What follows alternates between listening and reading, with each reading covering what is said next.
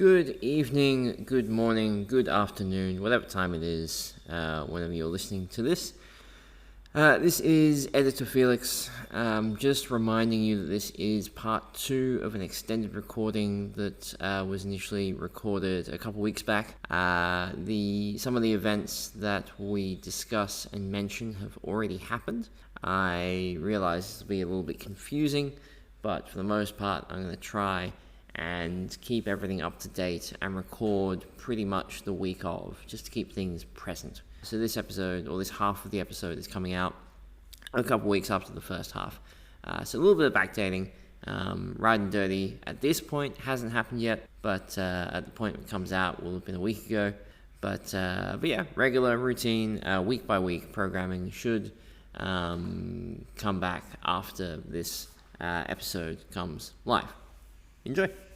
Back again, a little interim discussion of trips past, trips present.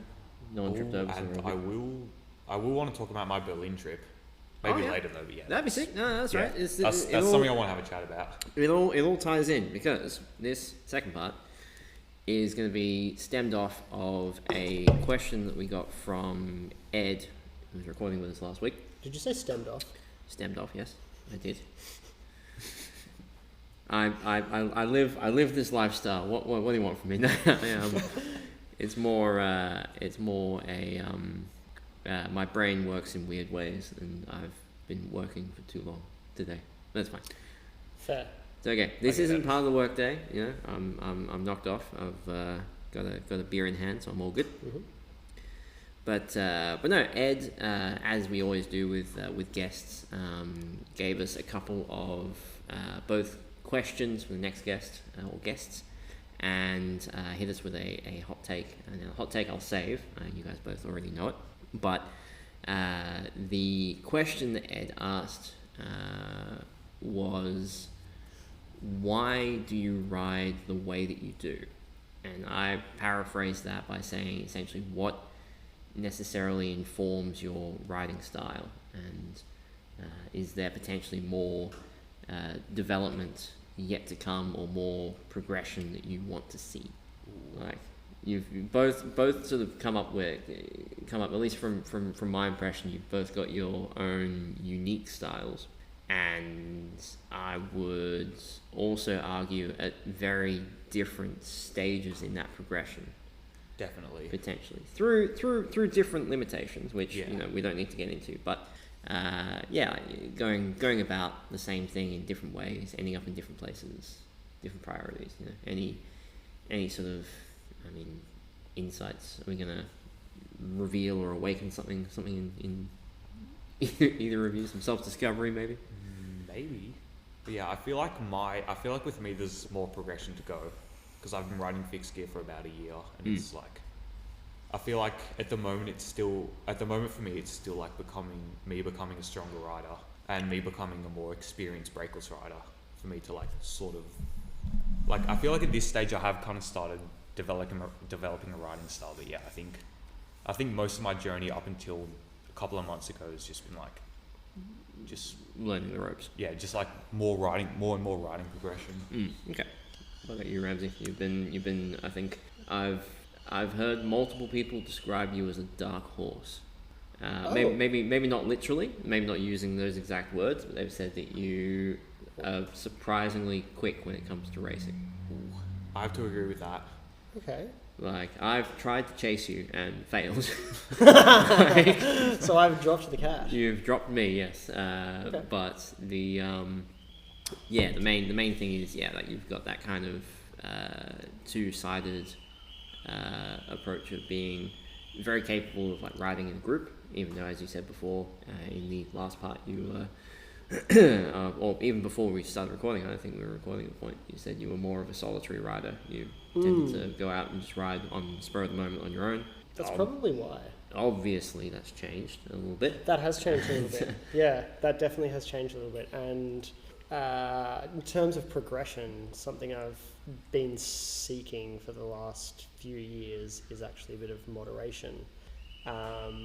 Because even before I started riding fixed, my riding style was pretty much get up to speed, and by up to speed I mean you find that point of equilibrium where you are pushing as hard as you can against that diminishing returns curve of aerodynamics, and you just sit there.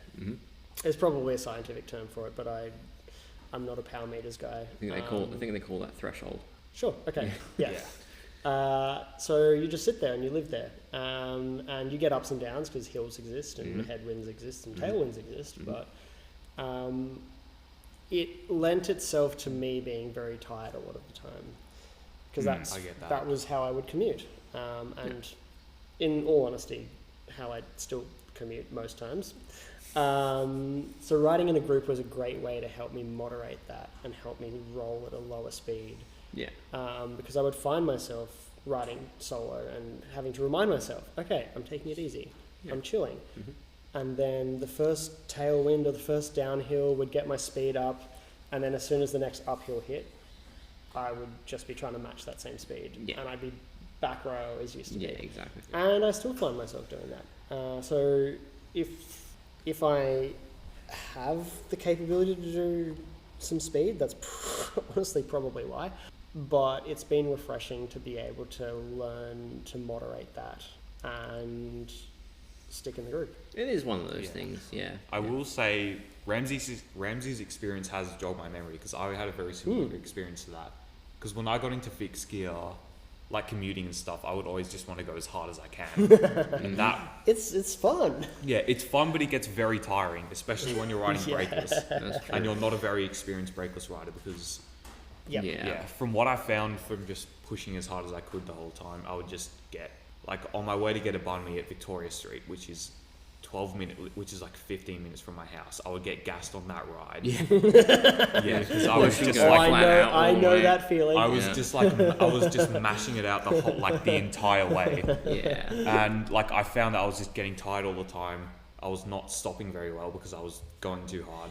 But like once I realized, like I should probably just be like going at my own pace. I just because once you find that point of just like planing, where you just you let your momentum carry you and you just like keep going. Exactly.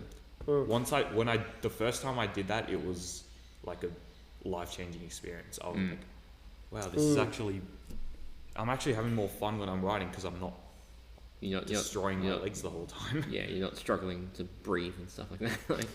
I'll add to that actually and say that another thing that has helped with me is fixed gear because I am still susceptible to doing exactly what you described, Tom, is just going as hard as you can on the fixed gear with no brakes. But every now and then, like, you have to remind yourself, you're like, well, I'm doing X kind of speed and I need to exert X amount of force to stop the pedals or slow them down so that if there's a hazard or if I need to slow down for any reason, I can. So you become more conscious of that. And it's helped me to remind myself, hey, don't empty the tank. No, because you've still got 5Ks left for home. Exactly. And 2 of those Ks involve Johnston Street or Smith Street. Some and main there's road, going to be all sorts of unpredictable shit, red lights. Exactly, red lights, pedestrians, Ubers, lots of stuff. So I've Cars got not that. using their mirrors. There's a lot of that. Yep. So I would say that that's been a big help with that in kind of tempering that. It is a lot easier to find moderation when you only have one gear to choose from. Exactly. I found, Definitely. which is one of the things that sort of drew me initially to fixed gear in general. Way back in the day, when I was also like you, a solo rider, and I would ride maybe with small groups of like maybe 1 or 2 other people.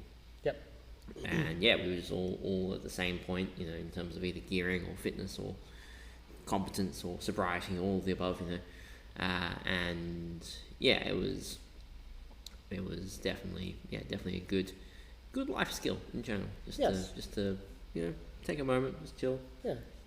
Also, being able to do moderation was easier on my knees as well. Oh, That was one of the issues I was having because from my time riding BMX, I didn't take care of my body very well. Mm-hmm. And yeah, I have a history of going too hard, which has not ended well. has not ended well for my knees. Did you win any races off that though? I didn't race BMX. I just did freestyle. Ah, Yeah, got it. but yeah, I haven't been. I need to get back into BMX because I've been dealing with a hand injury and also some iffy knee stuff. But yeah, Yeah. I think I'm ready to get back into it.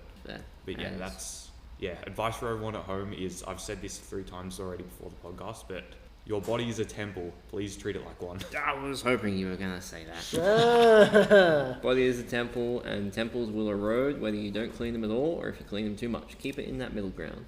So it's Definitely. they'll either erode from lack of care, or they'll lose all their character and they'll become a secret. But that was Ed's question, and It was a very good question. yeah, he had another question which I think I will save for our next guests. But there was another question that actually Sophie sent in a while ago, back when I think she was when she was on the plane back to New Zealand. Actually, she sent me a bunch of feedback and questions and stuff. Okay.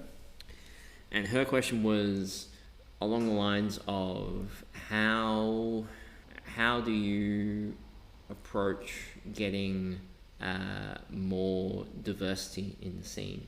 We all know that the scene at the moment is very one-sided in a number of categories. But you know, let's just say that the prevalence of sausages at the barbecue that Alex ran was pretty indicative. it was definitely, you know, festivities were had, absolutely, for sure. Not to make me sound like a No. 14-year-old boy, but yeah. Yeah, but the scene is very much male dominated. I've had numerous discussions with multiple people about this, and like how it is not necessarily ideal for the community. I personally think that there's not really as much of an issue with diversity in the scene as a whole. I just think on the ground, on riding on Monday nights, there's a much higher, you know, obviously 100% ratio essentially at the moment. Yeah. And whether that's down to the pace, the people, the time, a bunch of stuff that isn't necessarily to do with, you know, who's coming and who's organizing. Yeah, It's I will say it's not 100% because I'm non-binary, but like I think the statement does still stand true. Because it is like it's the overwhelming majority. It's very much overwhelming, yeah. And so, but at the same time, we had at Max's Alley Cat, we had quite a strong mix of people involved in running the event.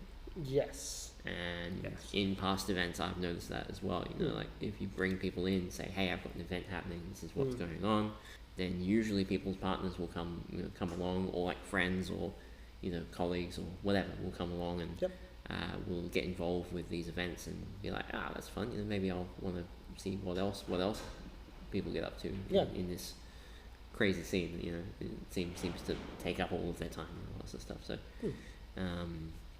I feel that I feel like in posing this question, I've also answered it in the explanation. But I mean, not necessarily, not fully. I feel like it's the sort of question that the answer is very multifaceted and very deep and involves a lot of different factors, to say the least. Because I do think like in the scan, in the, I guess, big picture of things, not big picture, but like for like Monday Night Rides mostly and stuff, it is mostly like male dominated fields. But I think like I do know of quite a few queer people who are like in the scene who are like sort of involved with Monday Night Rides, and I think that is a very good start. Yes. Whereas like even if it's still like male dominated, like I know a couple of people, like I know Geordie, Curtis, myself, Luca, like a couple of other people who are like in the queer people in the cycling community. But I feel like that is a good start, and it should I feel like it's an important thing to touch on. Yeah, it's something that has been in mind. I've been just kind of keeping an eye out on the side for an opportunity to put the spotlight on it. So I think this was a good opportunity for that. Not to muddy the waters further, but a secondary question that could be posed, which might help to answer the primary one, is how much how much of the current balance of diversity is due to the community and what the community is accepting of and welcoming for, and how much is due to bigger, more external factors, like, for example, just the demographics that participate in cycling as a whole, let alone such a niche within cycling. And then additionally, how... Sorry, this is a very complicated That's all right. question. It's a complicated issue. So. Yeah, it is a complicated issue, and I wish it was there was more of a balance there. It was very refreshing having Soph be part of the group. Sorry, Did you catch it? I didn't even get the bug. No. For context, there's tiny little insects flying around. I don't think they're mosquitoes, so I think it's all good. Yeah. Sudden clap. If you hear a sudden clap during the podcast, it's because I'm trying to kill a bug. Yeah. So if there's something within the community itself, within the social aspect, I, for one, am keen and willing to do whatever's necessary to, turn that around. I'm not. Please don't think for any second that I'm trying to assert that that's what I believe, that it's because of the community, but sometimes there's things that you're not aware of because you have a certain privilege, and I myself am subject to certain privileges. Yeah, I think at the moment the community is in probably the best position and shape it's been in for a long time. Good. And previously the reason why it wasn't in as good a position is that the folks who were on the ground involved with running events, they were at the moment a lot of the sort of the big sort of names like you, myself, Alex. Wait, why am I included in that? I mean, because you're here. Alright, thanks. It's relevant. The folks, Max, for example,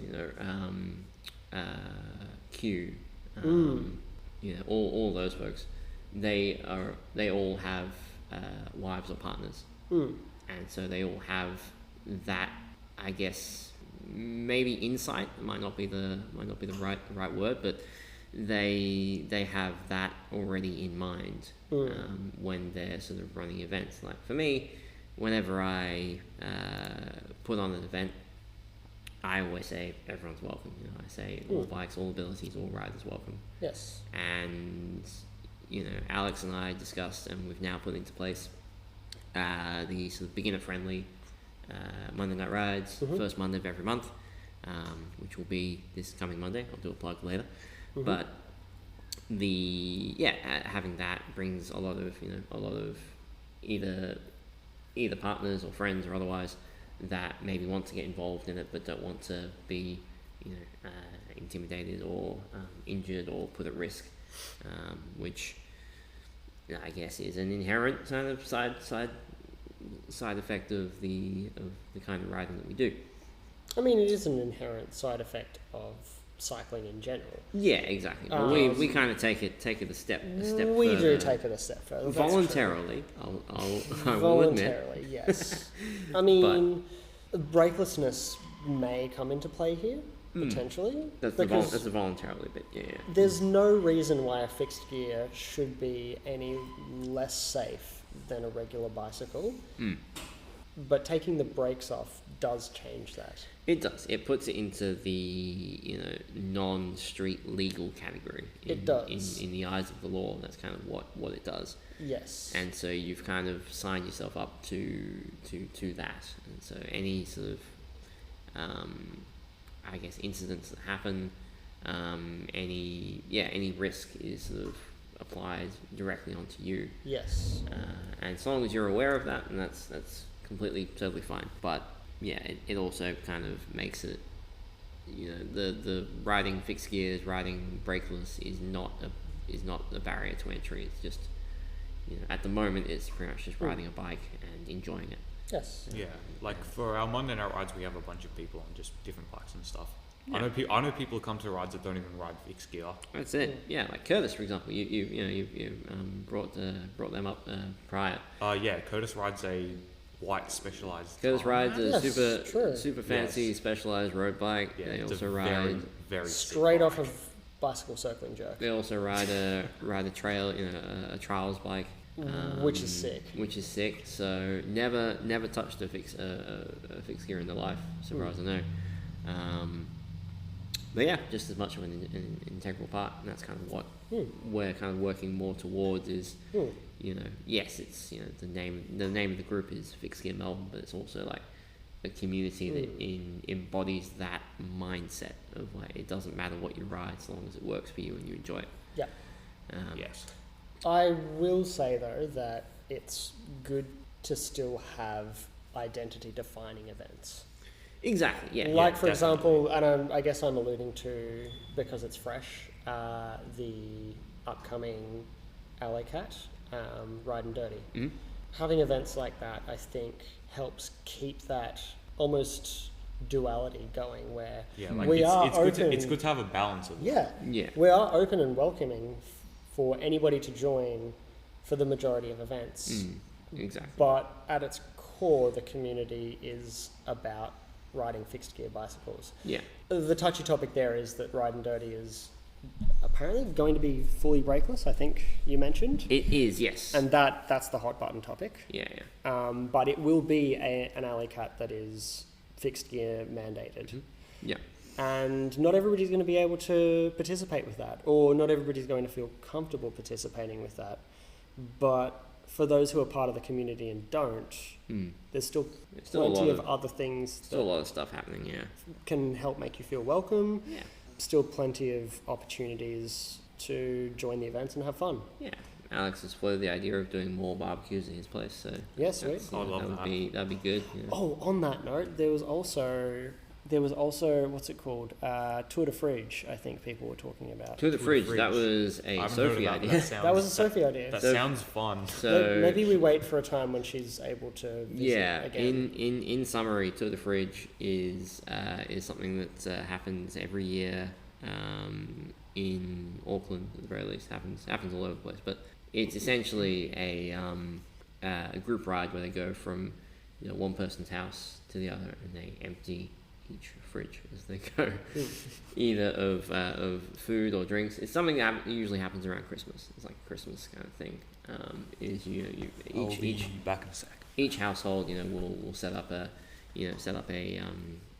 meal or have some drinks, all that sort of stuff, and you ride to different people's houses and enjoy the company and have drinks, have food, all that sort of Yeah. stuff. And it's going to be a slow roll because there'll be an expectation that you'll have full bellies and Yeah, like the kind of vibe would be like Sophie's birthday ride, her very delayed birthday ride, which which I missed. you Sorry, missed, Soph. but it was good fun. We just kind of rode around, stopped off at a few pubs, threw a frisbee in a park at some point, and that was that. Yeah, and that's the thing. We need to also remember that fixed gear bikes can be ridden slow and chill. Mm-hmm. And in some aspects, they're actually the better bike to do that with. Yeah, Better speed control and for sure. all of that jazz. So there's no reason why every fixed gear only event needs to be Needs an to be absolute speed oriented. turbo power smash fest. Yeah, Yeah. that's true. There's going to be I hope there's other people who are better qualified and better able and better have better insights to answer that big question that was posed. Quite probably, but we'll get Because there. that's a question that is hopefully something that I hope it's something that will continue to be asked and continue to change the community for the better. Absolutely, that's the plan. And Yeah. I think with the people at the helm that are at the helm at the moment, we'll be in good shape. Yeah. Now moving on from I've returned. that, Tom's Welcome back. back, Tom. Welcome back, Tom. Ed did also have a hot take, which we can now react to unbridled, and that was that bullhorn handlebars are the superior handlebar shape. I think Tom, you should start. I get it. Like bullhorns are sick. Like you have that. Like with drop bars, you have like the corners. Like You got the tops, yeah. yeah, the ramps, or whatever you want to call them. I feel like it's like you get a similar hand position with the bullhorns, but it's just like it's different to drop bars. It's like I understand. Bullhorns are very cool. Yeah, they are very cool. Have you ever run bullhorns, Ramsay? I have actually. I don't own bullhorns. Shout out to Chance, whose Pursuit bullhorns I still have. Love it. And I have experience with Pursuit bullhorns as well. I will say Pursuit bullhorns, the ones that like drop down, are like. Yeah. I think they're excluded from this conversation because they are completely impractical. I would go the other way. Yeah. I would say the only positions you have are like up near the stem, and like the corners are a bit. It's like no. I've run them before, and in my experience, they're very impractical. To answer the question, from my perspective, I am an unapologetic drop bar supremacist. Because on paper, and this is where they get you, on paper drop bars give you the most wealth of hand positions. Yes. You've got the tops, you've got the bends, you've got the faux hoods position, or the hoods position if you have dummy hoods. Yep. Which is definitely a thing. Or not dummy hoods with brakes. Yes, true. Or with brakes. Yep. Yes. And then you've got the drops position, and within the drops position, you can jam your hands right up into the front of the drops, or you can get them all the way back at the back of the drops for a slightly more relaxed, aggressive position, if that oxymoron stands. That's not the reasons I love them. I just love them for aesthetic reasons. Oh yeah, They do look good. They look very cool. But in practical terms, bullhorns offer almost exactly the same hand positions with almost no concessions. Yeah. So Ed is onto something here. Yeah, Yes. that's the one thing that I have that I agree with Ed's statement. And Pursuit bullhorns, their place is when you want extra drop, but you've got too much stack height on your stem. Exactly. Whether that's from your frame geometry or from the fact that you somehow want to run a bunch of spaces, but also a Pursuit bullhorn. Yeah, It's a choice. Perfect setup and But in practice, there's not that many hand positions that a drop bar offers that can't be provided or closely approximated by bullhorn handlebars. Yeah, I would say I agree with that. I would say Ed is right. I'm still not going to put Pursuit bullhorns on my big block, even though I love them. Yeah. But I think he's onto something there. Yeah, because my experience with like Pursuit bullhorns is that you lose the tops position. Especially, I don't know if it might be different with different bullhorns, but different Pursuit bars, because I have old profile design ones which are like have a super aggressive drop. Yeah. It's almost impossible to put your hands on like the diagonal. They're like areas. 45-degree bends down. Yeah. And you're just there. Yeah, they're fun, but they are fun bars though, and they look sick. They do look Like, good. if you want to go for that 2007 vibe, if you want to pretend you're in a MASH video part, put some Pursuit bullhorns and find a white tri-spoke for your front. That's it. I almost forgot. Bullhorns are also, in my opinion, the objectively superior bar for skidding. They allow you to get your body weight further forward than any bar out there, so long as you trust your stem and your stem bolt torquing. Yes, definitely. I perfected my skidding on bullhorn bars. So Yeah. Yep. I've dabbled. Anybody out there looking to learn skids, if you got access to some bullhorn bars, Give them a go. Heck, if you want, hit me up and I will, with Chance's permission, pass on their bars That's it. for your use For your use and practice and enjoyment. and enjoyment. Yeah. Yeah. I will say, like, with the bullhorns, it is like the leaning forward bit is a big part of skidding, because that's the one thing that I've been struggling with skidding, is that committing to leaning forward is scary. Mm-hmm. Yep. But yeah, it can be. I've never skidded with bullhorns, but like I can imagine that it's like you have a lot more confidence going like leaning forwards, because you already have a lot of your weight going forwards. Yeah. Just But like it's also over the front of the bike.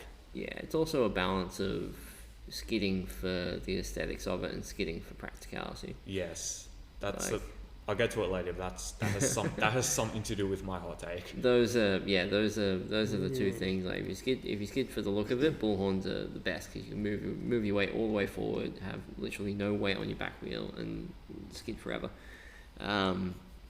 Indeed, there used to be, way back in the day, someone posted up a video from an event, Fix Gear Melbourne event, which involved a skid comp through Carlton Gardens. That was very cool. That video The was guy- so good. The guy who won it made it all the way through the park and even out past the intersection. So Yes, that was sick. That was the whole thing. We need to bring that back. Yeah, skid comp is a dying breed nowadays. Yeah. We need to bring it back. I think I remember Callum winning a skid comp. I think it was on not the last Burns Brigade, but the annual- previous annual yeah. Burns Brigade. Probably, so that would have been December 2023. Yeah, December I 20th. think I remember Callum winning or getting close to winning a skid comp, because he leant so far forward. He was basically not skidding anymore. He was just hovering the rear wheel off. He was doing a nose manual on a fixed gear. Yeah. That's it. Yeah. That is some. Yeah. That's real skill right there. That's it. No, it was. Yeah. Funnily enough, I do still have some footage from that annual that I need to edit. So Oh, get on it. I got such a backlog that I need to get through, but that's all right. It keeps on. Just these events just keep on happening. So I'll just keep on filming them. But no, I think that's Ed. You're right. We've taken your words and taken them on board and agreed with them for the most Sort part. of. Sort of. We still have Bullhorns are valid. To an extent. Bullhorns are valid. They are an A to S tier bar, but I wouldn't say everybody should be riding them. No, yeah, but we love that you do. So that's Because bullhorns are a dying breed nowadays. You don't see many people running them. It feels good to see someone running bullhorns. there's less and less brands making them too. Yeah, the true. other thing. Like, I know Nitto still makes a bunch of them. Nitto still makes them. Ed's got the Nitto ones. Yeah, back in the day, I ran the Chinelli Mash bullhorn bars. Yeah, that's like a very famous one. They were really good. A housemate at the time, he ran knockoff Chinelli Mash bullhorns, and he bought from a guy for real cheap. I think beyond that, you can go. There's some generic brands that make them. Everything else is specific to TT bikes. Annoyingly. But yeah, so I dare say we've had enough time of discussion and to and fro. Hot takes? You got anything? The silence is deafening. I'm going to, just for the sake of it, I'm going to piggyback off the format that Ed used, and I will say that clipless pedals are... I'm sorry, Patches. I'm so sorry. Clipless pedals are the superior way to be riding fixed gear fast, and I'm not going to say everybody should switch over, because that's stupid, and only 1 out of the 3 of my bikes actually has clipless. But everybody should have the chance to try it out at least once. Yeah, Definitely. I know that the other hot take part of that is that they have a higher financial barrier to entry than the other options, this is true. especially if you already have options that work for you. Unless you want to run NJS specific Cashew Max double straps, which cost $130. Yeah, That's true. yeah, It's the exception that proves the rule. yes. Very, very cool setup. Very cool pedal setup though. Yeah. Yeah. But yeah, in my personal experience, I've only ever had one unclip, and it was early on in my fixed gear career on very old SPDSL road pedals with very, very worn cleats. And I used to run my tension very low because when you ride a road bike with obviously a cassette with a freewheel, you don't need to have a super high tension. Super high, yeah. So I just popped out. Yeah.